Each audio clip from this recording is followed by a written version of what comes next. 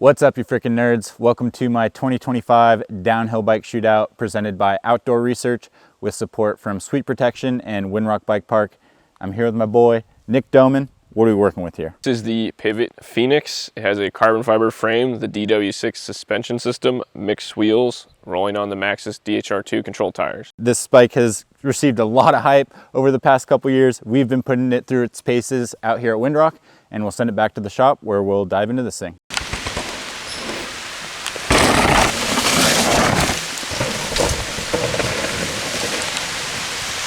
We just finished up our last day of riding here in Windrock on the Pivot. We've reviewed some other Pivots on the channel. I've had a storied history with the brand, raced for them for a little bit, sold their bikes as a sales rep for a while. This is probably the most interesting Pivot that's ever existed, in my opinion. I mean, for starters, it's got two chains. Two chain.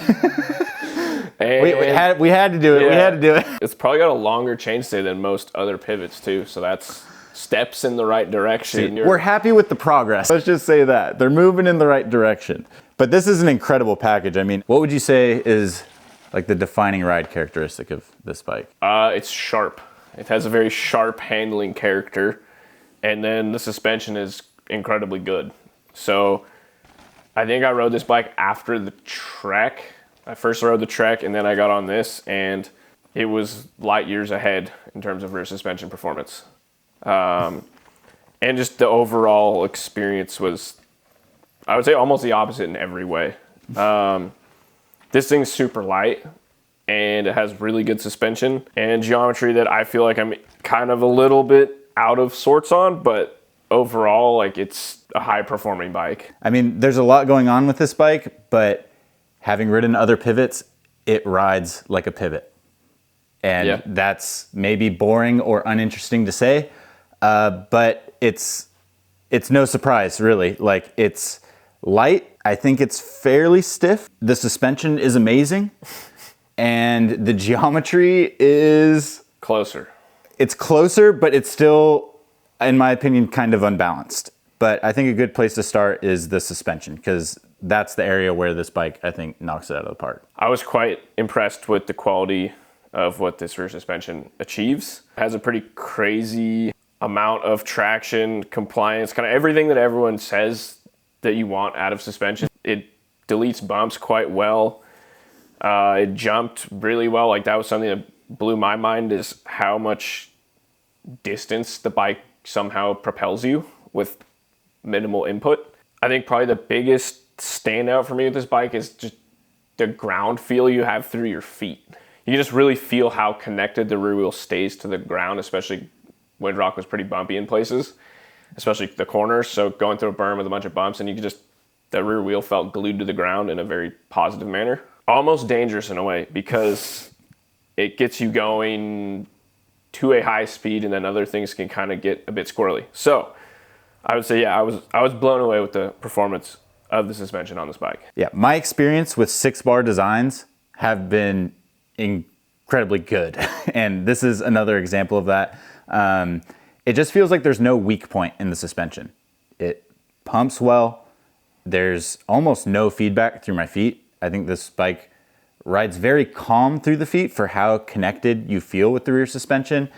It pumps well, it jumps well. It's hard to poke a hole in the rear suspension. And like Nick said, it almost gets you in trouble with this bike, because it starts to give you this level of confidence from a suspension platform, and then you can kind of start to run into issues elsewhere in the bike where I don't feel like the package necessarily matched the speed the suspension package was capable of. Another side note of that is that the bike is super light. I believe it's under 36 pounds, which for a full-on long travel downhill bike is pretty insane. Both a positive and a negative. The positive being that it's incredibly easy to maneuver. And then the downside of that is, once again, at speed, sure, the suspension's working incredibly well, but then you lack a bit of, I guess, composure from having some weight. I mean, a couple of the bikes on test make sense why there's weight strapped to them on the Downhill World Cup circuit, and this is absolutely one of them. So when you get going really fast on the bumps here at Windrock, this trail's full on. There's a lot of little chatter, a lot of input going into the bike. I just feel like the bike gets jostled around more, and there's more little spikes of input that are coming into consideration when you're riding the bike, especially when you compare it to some of the other options we have on test, which can just seem to mute that incredibly well. So this definitely lives on the sharper side of things. Yeah, and I think additional to that, the chassis is, I think it's not crazy stiff, but it's definitely stiffer than other things on test. And I think that, at least for me, led to a little bit of skittishness. Once again, when you really get pushing, it still tracks quite well, but it could get maybe a little bit of extra deflection, also due to lack of weight. So how about, were there any handling challenges that you ran into while riding this bike? Yes. And this is where frustration might be a strong word, but I'd say fear for my own safety would be the reality here. I'm gonna just fill in the blank. Okay.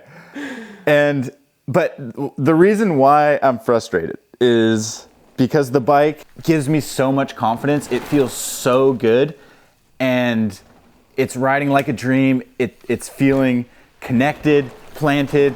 I'm starting to haul ass, and then it kind of tried to kill me a couple times. And I think I have enough GoPro footage that I can play here of front washout montage.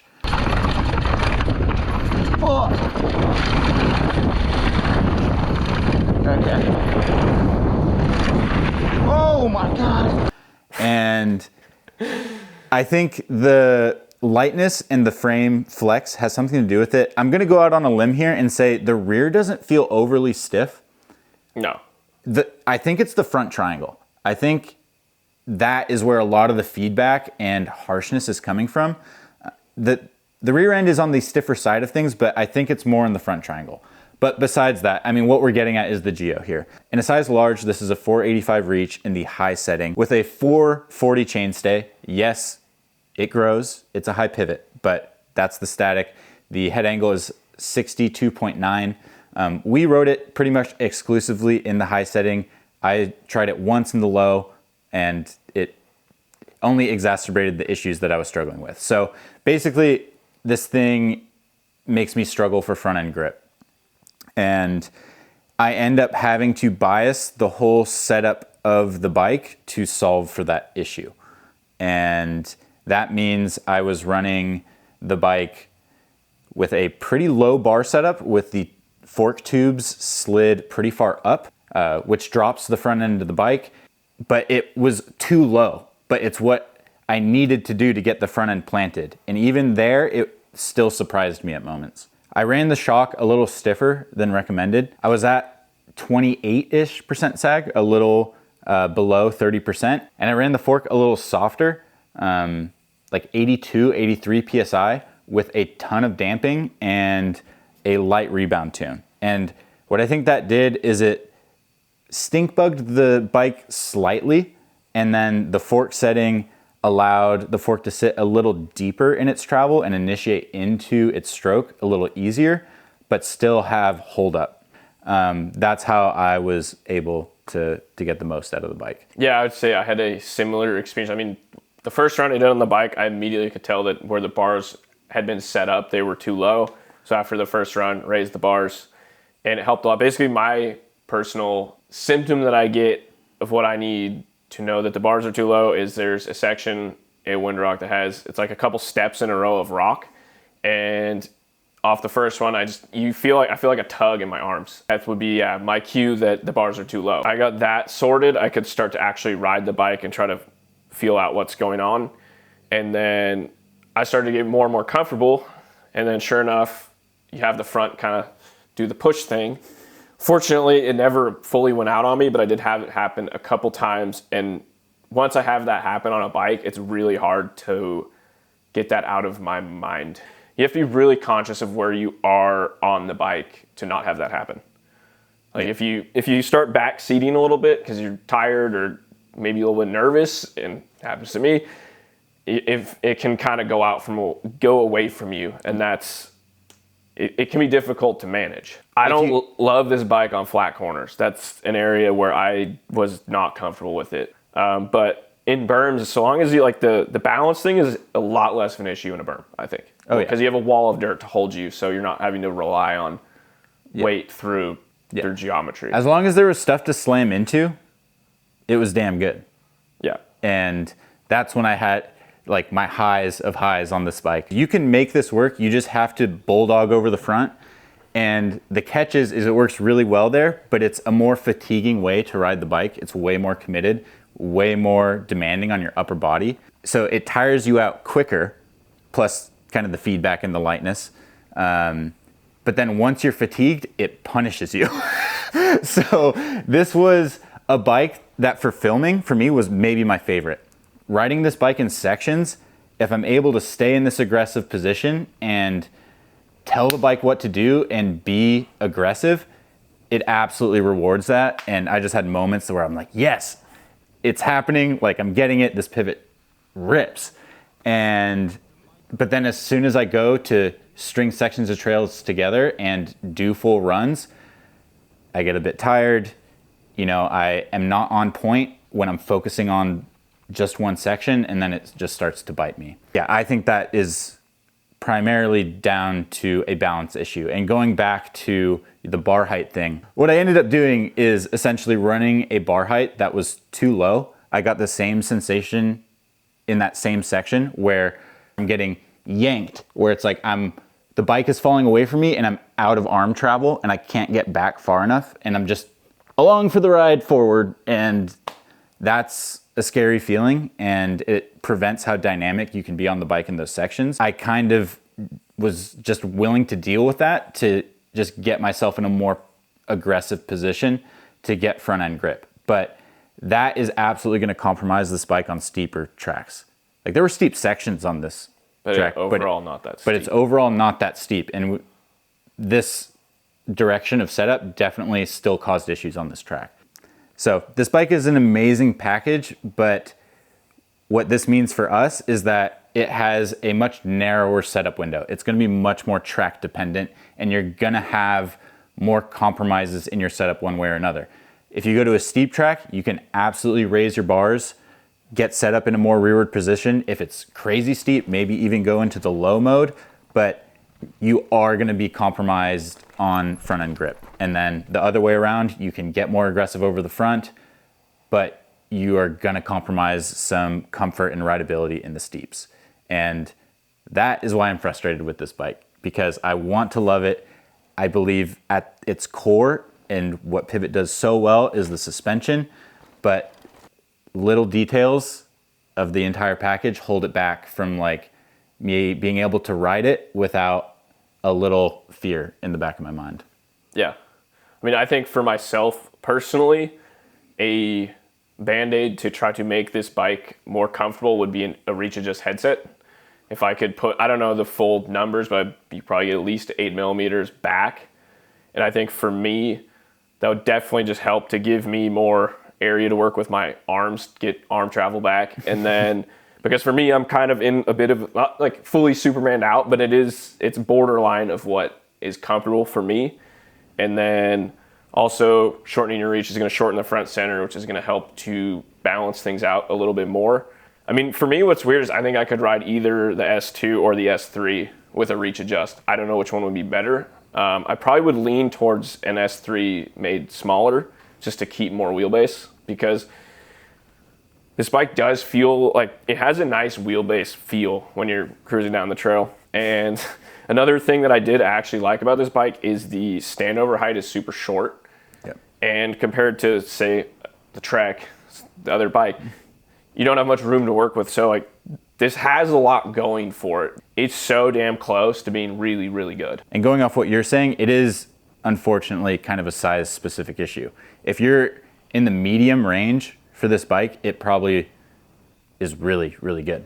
Yeah. And if I was shorter, it would be a lot easier and we wouldn't be talking about all this balance stuff. But I'm tall as heck. I'm 6'1".